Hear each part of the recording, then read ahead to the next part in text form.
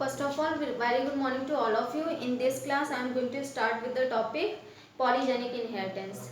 Before going to start, first revise our previous class content. तो previously हमने क्या क्या डिस्कस कर लिया था इन principle of inheritance and variation में, that is law of inheritance. और लॉ ऑफ इनहेरिटेंस में जो दिया गया था वो मेंडल के थ्रू दिया था। मेंडल ने 7 ईयर तक जो कंटिन्यूस एक्सपेरिमेंट किया on true breeding line of garden pea, और 7 ईयर तक एक्सपेरिमेंट करने के बाद इन्होंने जनरली दो इनहेरिटेंस कराए, दो एक्सपेरिमेंट कराए, दैट इज इनहेरिटेंस ऑफ, मतलब एक्सपेरिमेंट तो बहुत करे इन्होंने, लेकिन जो जनरली किस पे एक्सपेरिमेंट किया, that is inheritance of 1 gene and inheritance of 2 gene. Now inheritance of 1 gene में मोनोहाइब्रिड क्रॉस इन्होंने कंडक्ट कराया, and then mono based on the monohybrid cross ही given two law of inheritance, that is law of dominance and law of segregation. Dominance, what is dominance? That is for F1 generation में से कौन से character जो character dominant होंगे F1 generation में वही character हमें ऑब्जर्व होंगे, और जो रिसेसिव होंगे वो सप्रेस्ड हो जाएंगे। देन F2 जनरेशन में वही जो सप्रेस्ड हो चुके रहते हैं वो मियोसिस के टाइम गैमेट फॉर्मेशन के थ्रू सेग्रीगेट हो जाते हैं, और फिर से वही रिसेसिव कैरेक्टर फिर से शो होने लग जाते हैं। तो now law of segregation. Now come to the inheritance of 2 gene. Inheritance of 2 gene में इन्होंने डाई हाइब्रिड क्रॉस कराया, जिसमें दो कैरेक्टर जनरली इन्होंने दो कैरेक्टर चूज किए, that is seed shape and seed colour. जब सीड शेप और सीड कलर इन्होंने डाई हाइब्रिड क्रॉस कराया तो F1 जनरेशन में इन्हें डोमिनेंट कैरेक्टर ही दिखे मोनोहाइब्रिड क्रॉस की तरह, और F2 जनरेशन में इन्हें एक जैसे लॉ सेग्रीगेशन में कैरेक्टर रिसेसिव कैरेक्टर अलग हो जा रहे थे और सेग्रीगेट होके फिर से शो होने लग जाते हैं, वैसे ही डाई हाइब्रिड क्रॉस में जो रिसेसिव कैरेक्टर थे वो फिर से शो होने लगे, और जो रेशियो मिला phenotypic ratio, that is 9:2:2:1, and genotypic ratio is 1:2:2:1:4 and 1:2:2:1। तो ये पूरा एक लाइन में जीनोटिपिक रेशियो है ना। इस बेस पे इन्होंने सेकेंड डाइहाइब्रिड क्रॉस से इन्होंने जो लॉ दिया वो था law of independent assortment. According to this law, that is कि दोनों अगर दो क्रोमोसोम पे दो एलील प्रेजेंट है और दोनों डिफरेंट कैरेक्टर के लिए, that is seed shape and seed colour के लिए अगर रिस्पॉन्सिबल है, तो वो दोनों इंडिपेंडेंटली अपने कैरेक्टर शो करेंगे। वो कोई एक दूसरे को रोकेगा नहीं या इन्फ्लुएंस नहीं करेगा या इफेक्ट नहीं करेंगे, वो दोनों जीन एक दूसरे को, दोनों ही एक इंडिपेंडेंटली शो होंगे ना। इसके बाद जो मेंडल्स लॉ था वो 1865 में मेंडल ने पब्लिश किया था अपने लॉ को, लेकिन क्या हुआ कि कुछ उस टाइम पे पब्लिकेशन जो इतने अमाउंट में या प्रॉपर मीडिया ना होने की वजह से, कम्युनिकेशन ना होने की वजह से प्रॉपर, तो उनका जो पब्लिश डेटा था वो एज सच रह गया, उसे किसी ने ऑब्जर्व नहीं किया। और सेकेंड थिंग ये थी जो उन्होंने फैक्टर वर्ड यूज़ किया था, तो फैक्टर जो अभी जीन जानते हैं सब लोग, तो फैक्टर वर्ड का कोई फिजिकल प्रूफ नहीं था ना। थर्ड क्या ड्रॉबैक थे इसके, जो ड्रॉबैक नहीं थे एक्चुअली में, जो लोगों को जो साइंटिस्ट को समझ नहीं आया, दैट इज मैथमेटिकल जो लॉजिक्स इन्होंने यूज़ किए थे अपने एक्सपेरिमेंट में, वो साइंटिस्ट ने एक्सेप्टेबल, डिफरेंट साइंटिस्ट ने बायोलॉजी के फील्ड में एक्सेप्ट नहीं किया ना। इसके बाद जो 1900 में देन 3 साइंटिस्ट आए, that is Correns, de Vries and Tschermak. इन्होंने इंडिपेंडेंटली एक्सपेरिमेंट किया मेंडल लॉ पर, और इन्होंने बताया कि जो एक्चुअली में हम अभी कर रहे हैं वो 1865 में पहले ही हो चुका है, और लॉ ऑफ इनहेरिटेंस मेंडल ने दे दिया है, और इसी लॉ को इन्होंने रीडिस्कवर किया और सबके सामने पब्लिश किया ना। फिर 1902 में इतनी एडवांस उस समय टेक्नोलॉजी आ चुकी थी, माइक्रोस्कोप का एडवांस माइक्रोस्कोप का फॉर्मेशन हो चुका था। तो इससे क्या हुआ कि जो अब सेल्स को प्रॉपर्ली ऑब्जर्व किया जा सकता था। तो सटन एंड बावेरी ने बताया कि जो एक्चुअली में मेंडल ने फैक्टर बोला है और सेग्रीगेट हो रहे हैं गैमेट फॉर्मेशन के थ्रू, सेग्रीगेट होके वो डिफरेंट डिफरेंट गैमेट्स का फॉर्मेशन हो रहा है, तो वो सटन एंड बावेरी ने बताया कि वो जो सेग्रीगेशन हो रहा है टू ये कलर्ड बॉडी है और ये एग्जैक्ट सेल डिवीजन से पहले कैरियोकाइनेसिस में ही डिवाइड कर जा रहे हैं और ये क्रोमोसोम ही है एक्चुअली। सटन एंड बावेरी ने प्रूव कर दिया कि जो जिस फैक्टर का उन्होंने जिक्र किया है वो एक्चुअली में क्रोमोसोम पे प्रेजेंट जीन है ना। इसके बाद लिंकेज एंड रिकॉम्बिनेशन आया कॉन्सेप्ट। ये linkage and recombination concept TH. Morgan ने दिया। टी.एच. मॉर्गन के अकॉर्डिंग क्या जब उन्होंने डिफरेंट ड्रोसोफिला पे एक्सपेरिमेंट किया और डाई हाइब्रिड क्रॉस कराया तो उन्हें 9:3:3:1 का रेशियो नहीं मिला, फिनोटिपिक रेशियो नहीं मिला। उसका ये रीज़न था जो उन्होंने चूज़ किए थे कैरेक्टर, वो उनकी लोकेशन इतनी पास पास थी तो दोनों ही जीन्स जो एक कैरेक्टर के लिए डिनोटेड हैं देन नेक्स्ट कैरेक्टर के लिए डिनोटेड हैं, वो दोनों जीन एक दूसरे से इतने क्लोज अटैच हैं, मतलब प्रेजेंट है, लिंक्ड हैं कि वो सेग्रीगेट नहीं हो पा रहे हैं और एक रिकॉम्बिनेशन जो मिलता है दैट इज पेरेंट्स से थोड़ा हटके जो मिल रहा था 9:3:3:1 जिसमें 3:3 रेशियो क्या है, ये रिकॉम्बिनेंट रेशियो है और 9 और लास्ट में 1 ये पेरेंटल रेशियो है। तो यहाँ पे पेरेंटल रेशियो के चांसेस बहुत ज़्यादा थे, अप्रॉक्सीमेटली 75% रेशियो पेरेंटल मिल रहा था और सिर्फ 25% रेशियो ही रिकॉम्बिनेंट मिल रहा था। इसके रीज़न क्या थे? इनके रीज़न ये थे कि जो जीन प्रेजेंट है, फॉर एग्जांपल जैसे कलर बॉडी है और कलर बॉडी और आई कलर दोनों ही कलर इंडिकेट कर रहे हैं, तो उनके रीज़न इतने जीन्स जो हैं इतने पास पास हैं, क्लोज हैं, लिंक्ड हैं कि सेग्रीगेशन नहीं हो पा रहा है, क्योंकि मियोसिस में क्रॉसिंग ओवर के थ्रू जीन एक क्रोमोसोम से दूसरे क्रोमोसोम पे शिफ्ट करते हैं, तो वो क्रॉसिंग ओवर नहीं हो पा रहा है प्रॉपर और क्रोमोसोम शिफ्ट नहीं हो पा रहा है, जिसके वजह से as such parental characters show होने लग जाते हैं 75% में। Now come to the next today's topic that is poly inheritance gene, polygenic inheritance. Polygenic inheritance में क्या है कि दैट मीन्स कि जो मेंडल ने कैरेक्टर बताया था कि टॉल को अगर ड्वार्फ से क्रॉस कराते हैं तो F1 जनरेशन में हमें सभी टॉल मिलते हैं, देन F2 जनरेशन में टॉल मिलेंगे, ड्वार्फ भी मिलेंगे, देयर इज नो इंटरमीडिएट। लेकिन ऐसा एक्चुअली में होता नहीं है। हमें अगर हम एक जनरल पॉपुलेशन में देखें तो कैरेक्टर हमें, अगर ह्यूमन पॉपुलेशन देखा जाए तो ह्यूमन पॉपुलेशन में हमें डिफरेंट डिफरेंट हाइट मिलती है। ऐसा नहीं मिलता या तो एकदम टॉल मिलेंगे या एकदम ड्वार्फ मिलेंगे, ऐसा नहीं होता है। हमें इंटरमीडिएट भी मिलते हैं और इतने कम वेरिएशन वाले भी ऑर्गेनिज्म मिलते हैं, जैसे 5.4 इंच के भी मिल जाएंगे, 5.6, 5.21 एंड सो ऑन, इस तरीके से मिल जाएंगे। तो वेरिएशन हमें बहुत ज़्यादा मिलते हैं। ऐसा नहीं है कि सिर्फ 6 फीट का अगर कोई पर्सन है that is tall toll person और डायरेक्ट हमें ड्वार्फ मिल जाएगा दैट इज 2 फीट, ऐसा बिल्कुल नहीं है। इसके बीच में इंटरमीडिएट भी मिलते हैं, इंटरमीडिएट हाइट होती है। तो ये इसी वेरिएशन को क्या बोला गया, पॉलीजेनिक इनहेरिटेंस। दैट मीन्स कि जेनिक इनहेरिटेंस, जैसे एक कैरेक्टर के लिए अगर एक जीन रिस्पॉन्सिबल है, फॉर एग्जांपल यहाँ पे जो जीन प्रेजेंट है वो किसके लिए, हाइट के लिए रिस्पॉन्सिबल है, हाइट के लिए रिस्पॉन्सिबल है, यहाँ पर जीन प्रेजेंट है। तो ये डिफरेंट वेरिएशन कैसे मिल जा रहे हैं इस जनरली, अगर according to the Mendel law के अकॉर्डिंग अगर देखा जाए तो एक जीन है तो 2 एलील होंगे, दैट इज हो सकता है कि होमोजाइगस हो, दैट इज कैपिटल टी, और यहाँ पे पॉसिबिलिटी हो सकती है कि ये हेट्रोजाइगस हो, capital T small T. Then third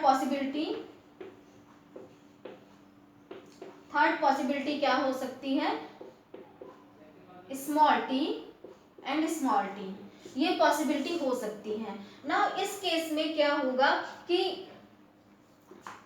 capital T homozygous, that is हमें ये मिलना चाहिए टॉल मेंडल लॉ के अकॉर्डिंग, ना capital T small T, law of dominance के अकॉर्डिंग भी हमें हेट्रोजाइगस के थ्रू यही मिलना चाहिए था ना। स्मॉल टी रिसेसिव ड्वार्फ मिल रहा था, तो हमें ये मिलना चाहिए था, लेकिन ये कैसे हो गया? दैट मीन्स कि एक्चुअली में जो एक जीन है, एक जीन का कॉन्सेप्ट है कि एक कैरेक्टर के लिए को एक जीन कंट्रोल कर रहा है, ऐसा नहीं है। एक कैरेक्टर को कई सारे जीन कंट्रोल कर सकते हैं। फॉर एग्जांपल ये भी हाइट का है, लेकिन इस केस में हाइट 6 फीट नहीं हो रही है, 5 पॉइंट समथिंग हो रहा है ना। इस केस में 5 पॉइंट समथिंग ना, 4 feet and 4 point something, then 3 feet and 3 point something. तो इस तरीके से वेरी कर रहे हैं। ये वेरिएशन कैसे मिल रहा है?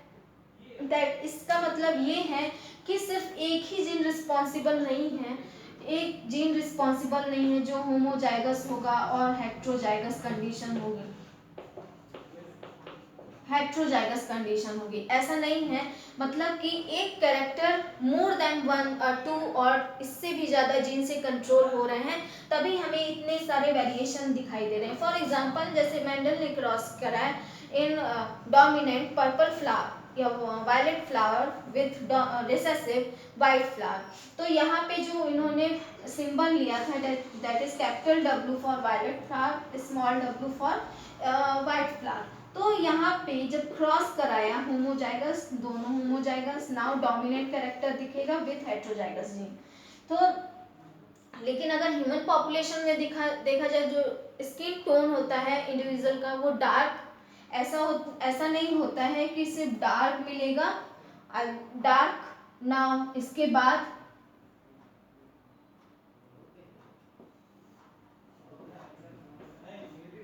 जो डार्क मिलेगा ना, एक पॉपुलेशन पूरी डार्क मिली, और सेकंड जहाँ पे हेट्रोजाइगस होगा वो अगेन डार्क, क्योंकि डोमिनेंट है, डोमिनेंट कैरेक्टर अगेन डार्क ना। अब रिसेसिव होमोजाइगस हो सकता है। अब यहाँ according to the Mendel law जब F2 जनरेशन में आते हैं तो हमें कुछ रिसेसिव भी मिल जाएंगे, रिसेसिव पेरेंट के भी मिल जाएंगे। दैट मीन्स कि यहाँ पे कैसे मिल रहे थे? व्हाइट फ्लावर, अगर फ्लावर के केस में थे, अगर ह्यूमन में करा जाए तो क्या एकदम व्हाइट फेयर कलर के मिलेंगे? ऐसा नहीं होता है, इंटरमीडिएट भी मिलते हैं। सिर्फ डार्क और फेयर यही कलर नहीं होते हैं, इसके बीच में कई सारे और ह्यूमन के कलर होते हैं, स्किन टोन होता है। तो यही कॉन्सेप्ट बताने के लिए पॉलीजेनिक इनहेरिटेंस को बताया गया। Polygenic inheritance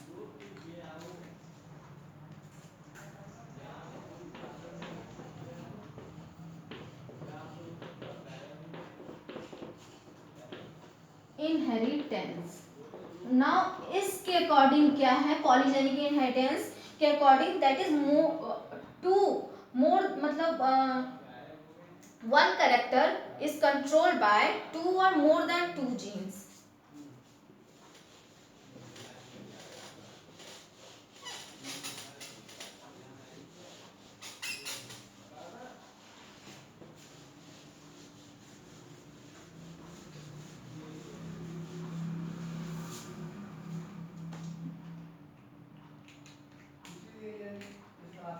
According to this statement or inheritance, one character is controlled by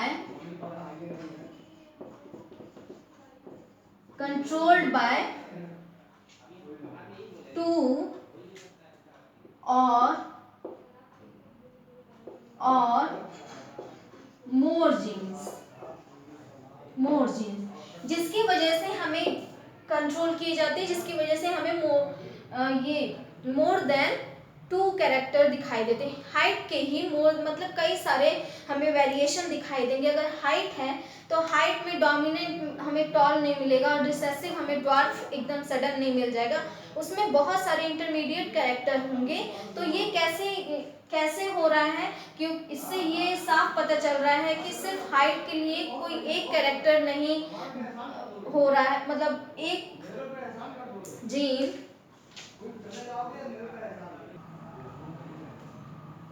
now if one character is controlled by 2 और मोर जीन, देन इसी प्रोसेस को और इसी इनहेरिटेंस को क्या बोला जाता है? Polygenic inheritance. For example known as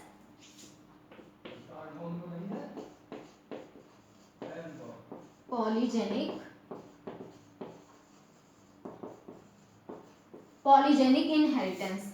example, for example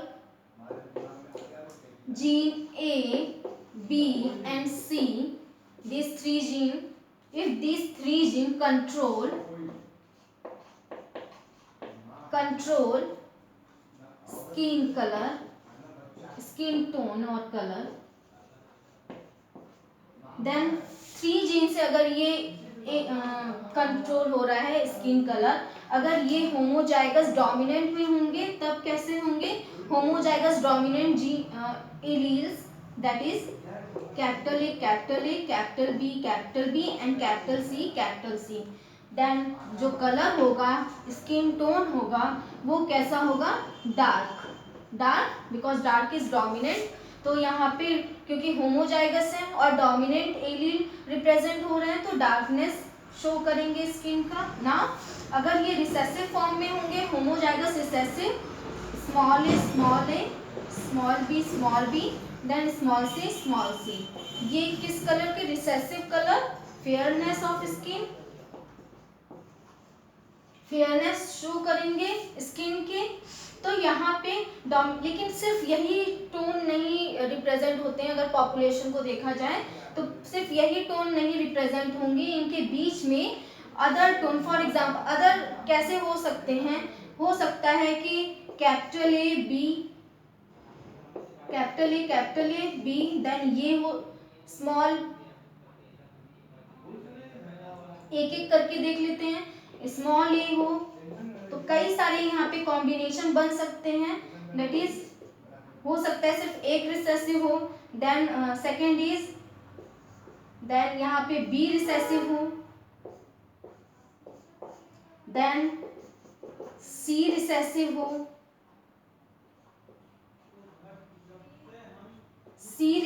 हो, देन हो सकता है दोनों एलील रिसेसिव हो, यहाँ पे small A B C, then B C, then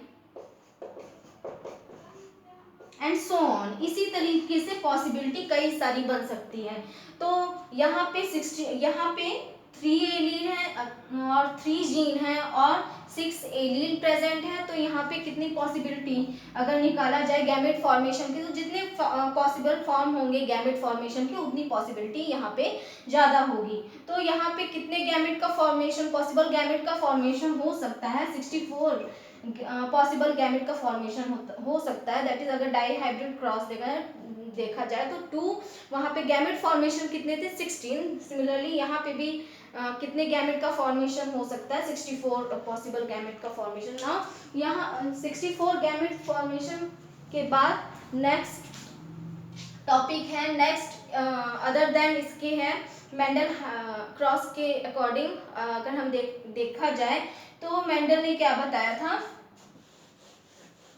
कि एक जीन एक कैरेक्टर के लिए है और एक वो दोनों अगर डाई हाइब्रिड क्रॉस है और 2 जीन प्रेजेंट है तो दोनों जीन क्या होंगे कि एक दूसरे को इन्फ्लुएंस नहीं करेंगे या एक दूसरे के कैरेक्टर को इफेक्ट नहीं करेंगे, दोनों ही सेपरेटली अपने अपने कैरेक्टर शो करेंगे। लेकिन ऐसा अगर और देखा जाए पॉपुलेशन में और एग्जांपल या डिजीज से रिलेटेड एग्जांपल, तो ऐसा नहीं है कि सिर्फ एक ही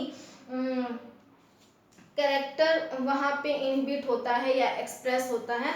अगर फॉर एग्जांपल अगर ह्यूमन पॉपुलेशन में जो फेनिल एलानिन हाइड्रोक्सिलेज एंजाइम है, सिर्फ यहाँ पे पॉइंट म्यूटेशन की वजह से, दैट मीन्स कि एक एलील के चेंज होने से या म्यूटेट होने से क्या हो रहा है कि फेनिल एलानिन हाइड्रोक्सिलेज एंजाइम का सिंथेसिस नहीं हो रहा है। और फेनिल एलानिन हाइड्रोक्सिलेज एंजाइम क्या करते हैं?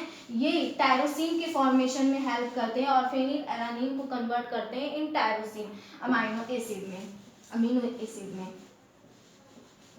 Now come to the next hypothesis और example, that is pleiotropic gene.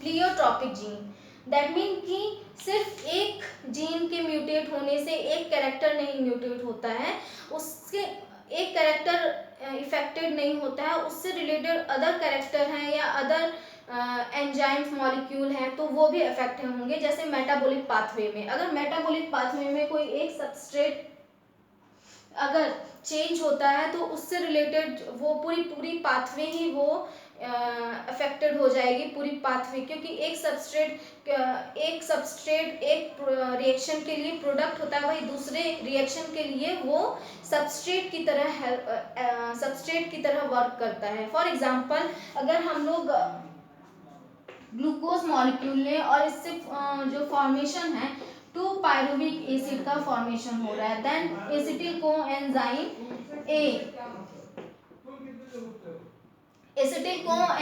ए का फॉर्मेशन हो रहा है, देन यहाँ ये क्रैब साइकिल में जा रहा है, फाइनली एटीपी सिंथेसिस हो रहा है। तो यहाँ पे अगर पायरुविक एसिड का फॉर्मेशन ना हो या कोई एंजाइम ऐसा हो, फॉर एग्जांपल हेक्सोकाइनेज अगर ना हो, और हेक्सोकाइनेज क्या कर रहे हैं, हेक्सोकाइनेज फॉस्फोराइलेशन में हेल्प कर रहे हैं और एनर्जी प्रोवाइड कर रहे हैं ग्लूकोज मॉलिक्यूल को। तो हेक्सोकाइनेज अगर ना हो तो फाइनली ये ग्लूकोज एनर्जेटिक नहीं होगा और ये ब्रेक नहीं करेगा इन 2 पायरुविक एसिड में, और 2 ये नहीं बनेंगे, देन यहाँ नहीं, और ओवरऑल ये साइकिल क्या हो जाएगी, इफेक्टेड हो जाएगी। अदर कंपोनेंट ये इस साइकिल के इफेक्ट हो जाएंगे, दैट मीन्स कि एक सिंगल एंजाइम पूरी इस साइकिल को इनहिबिट कर सकता है। सिमिलरली यहाँ पे भी अगर एक जीन यही है, दैट मीन्स कि एक एंजाइम हो सकता है, उस जीन से रिलेटेड कोई एंजाइम हो, कोई कैरेक्टर, कोई सबस्ट्रेट हो, या उस केस में वो कोई पिगमेंट बना रहा हो, तो उस केस में क्या होगा कि पूरे बॉडी में वो अफेक्ट कर देगा एक जीन। तो example, most known example is phenylketonuria.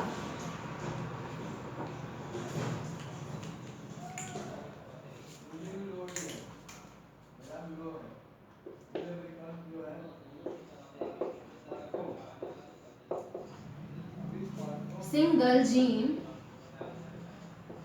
can inhibit whole metabolic pathway, whole metabolic pathway।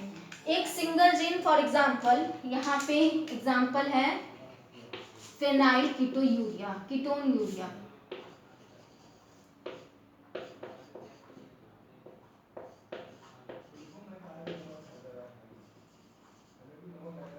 फेनाइलकीटोन्यूरिया, इस केस में क्या होता है, जो जीन यहाँ पे म्यूटेंट होते हैं वो क्या करते हैं, एक सिंगल जीन के म्यूटेंट होने से जो फेनिलएलानिन हाइड्रोक्सिलेज की सिंथेसिस नहीं हो पाती है। फेनिलएलानिन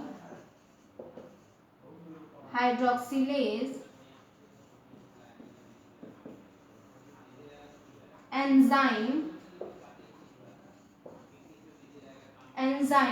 ये क्या करते हैं, ये फेनिलएलानिन को कन्वर्ट करेंगे इन tyrosine, convert फेनिलएलानिन into tyrosine.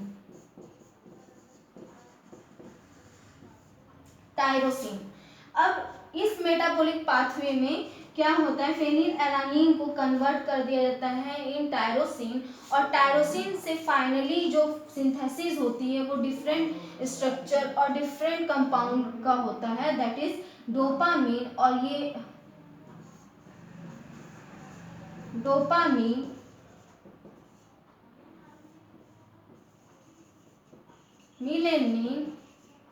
Melanin dopamine. Now इस केस में ये एंजाइम नहीं होने की वजह से से क्या होता है, फेनिल एलानिन टायरोसिन में कन्वर्ट नहीं हो पाते हैं, जिसकी वजह से डोपामिन की सिंथेसिस और मिलेनिन की सिंथेसिस नहीं हो पाते, और फर्दर ये जिस भी रिएक्शन में जा रहे हो वहाँ पे ये नहीं जा पाते हैं, और फाइनली एक्यूमुलेशन, ये कन्वर्ट नहीं हो पाएंगे टायरोसिन में। तो एक तरीके से टायरोसिन की भी यहाँ पे कमी हो गई। साथ में जो बॉडी है यहाँ पे ये फेनिल एलानिन का एक्सेस हो जाएगा। तो एक्सेस अमाउंट में फेनिल एलानिन ये क्या करेंगे, एक्यूमुलेट होना स्टार्ट कर देंगे, एक्यूमुलेशन स्टार्ट हो जाएगा फेनिल एलानिन का बॉडी में। और फेनिल एलानिन के एक्सेस होने से क्या होगा, यहाँ पे बॉडी में ये डिस्चार्ज नहीं हो पाए, और जो यूरिन होगा उसमें क्या होगा, फेनिल एलानिन एक्सक्रीट होने लग जाएंगे, क्योंकि ये बॉडी में इनका अमाउंट बहुत ज़्यादा हो जाएगा, क्योंकि ये कन्वर्ट नहीं हो पा रहे हैं टायरोसिन में, और फाइनली एक्यूमुलेशन होने लग जाएगा बॉडी में। और इस केस में पर्सन क्या होता है, मेंटली रिटार्डेड हो जाता है, और skin pigmentation that means loss of pigment हो जाता है, क्योंकि ये क्या कर रहे हैं कि मिलेनिन का भी फॉर्मेशन टायरोसिन से ही होता है। अब टायरोसिन नहीं बन रहा है, दैट मीन्स कि मिलेनिन बन रहा है, और डोपामिन मूड स्विंग हार्मोन है और हैप्पीनेस प्रोवाइड करता है इंडिविजुअल को, तो डोपामिन भी नहीं बन पा रहा है, दैट मीन्स कि मेंटल रिटार्डेशन एक आ जाएगी, और यहाँ पे एक्यूमुलेशन हो जाएगा फेनिल एलानिन का। अब एक्यूमुलेशन हो जाएगा तो इस केस में क्या होता है कि जो यूरिन होते हैं उसमें फेलानिन रिलीज होने लग जाते हैं। जो यूरिन जो एक्सक्रीशन होता है, तो यूरिन में क्या होंगे, फेनिल एलानिन कंटेन होंगे, और इस वजह से इसे फेनाइल कीटोन यूरिया भी बोला जाता है, क्योंकि यूरिन में इनका अमाउंट इंक्रीज कर जाता है, क्योंकि ब्लड सर्कुलेशन में और ब्लड स्ट्रीम में इनका अमाउंट इंक्रीज कर गया है। तो जब ये एक्सक्रीशन के थ्रू इन्हें निकाला जाएगा तो उस केस में यूरिन में इनका भी नंबर ज़्यादा हो जाएगा। देन यहाँ पे टायरोसिन, डोपामिन एंड मिलेनिन भी नहीं बन पाता है टायरोसिन से। तो उस केस में क्या होता है कि पिगमेंटेशन, जो एक बॉडी को पिगमेंटेशन मिलना होता है, पिगमेंट का फॉर्मेशन होता है बॉडी में, स्किन में, तो वो पिगमेंट नहीं बन पाते हैं ना। इसके बाद बहुत सारे प्रोसेसेस में टायरोसिन इन्वॉल्व होते हैं, जैसे फॉर एग्जांपल थायरोक्सिन हार्मोन, और थायरोक्सिन हार्मोन में भी टायरोसिन इन्वॉल्व होंगे, तो थायरोक्सिन हार्मोन और की भी सिंथेसिस नहीं हो पाएगी, और हाइपोथायरॉयडिज्म ऐसे पेशेंट में हो जाएगा। तो now next topic is sex determination. तो सेक्स डिटर्मिनेशन एक छोटा इंट्रोडक्शन दे दें। सेक्स डिटर्मिनेशन क्या है कि सेक्स ये मेल है या फीमेल, इसको आइडेंटिफाई करना, तो ये बहुत रेयर हो गया था। तो सेक्स डिटर्मिनेशन, इसे पहले आइडेंटिफाई करना बहुत मुश्किल था, लेकिन बाद में जैसे ही सेक्स क्रोमोसोम की डिस्कवरी हुई और क्रोमोसोम्स की डिस्कवरी हुई, फिर इसे आइडेंटिफाई करना कैसे मेल में कन्वर्ट हो जा रहे हैं ह्यूमन, और कैसे फीमेल में ह्यूमन और other organism, birds, insects, all this कैसे कन्वर्ट हो जा रहे हैं, तो ये सभी आइडेंटिफाई करना इजी हो गया था, क्योंकि क्रोमोसोम की डिस्कवरी हो गई थी। और क्रोमोसोम जो सेक्स डिटरमाइन करते हैं उन्हें सेक्स क्रोमोसोम बोला जाता है। नाउ जो सेक्स डिटरमाइनिंग क्रोमोसोम्स प्रेजेंट होंगे वो सेक्स क्रोमोसोम उन्हें बोला जाएगा। और ह्यूमन में सेक्स क्रोमोसोम कौन से होते हैं, 1 पेयर सेक्स क्रोमोसोम होता है, अगर फीमेल पेयर्ड एक्स क्रोमोसोम और मेल रहेगा तो XY क्रोमोसोम।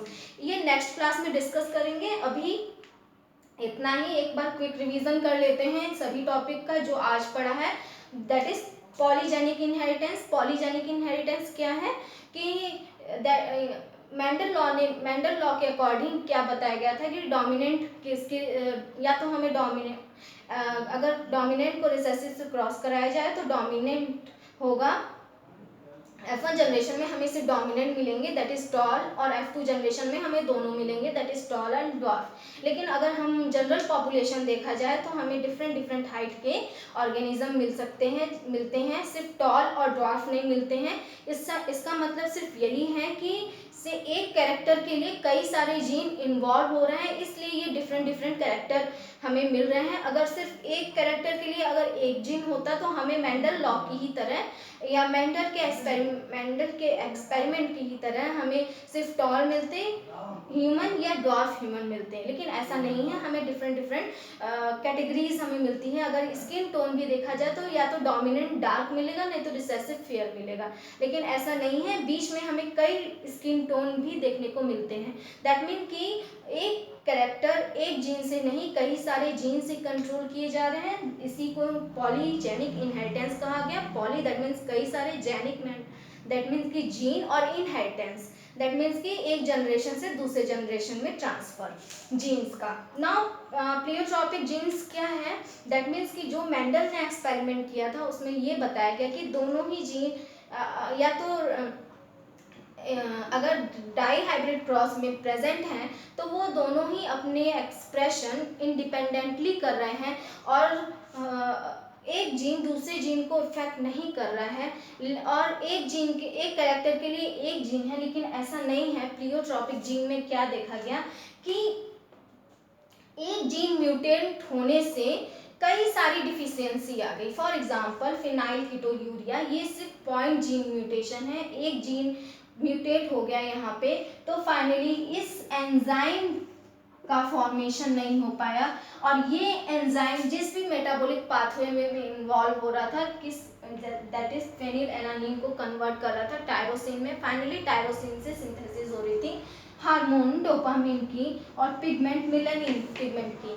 तो इस केस में क्या होता है, जो मूड हार्मोन है डोपामिन, उसका सिंथेसिस नहीं हो पाता है ना, पिगमेंट के लिए रिस्पॉन्सिबल मेलानिन है, पिगमेंट नहीं बन पाते हैं। तो जो फेयर इस फिनाइल कीटोन्यूरिया में पेशेंट कैसा दिखता है, एकदम फेयर स्किन हो जाती है, क्योंकि मेलानिन नहीं बन पाते हैं ना।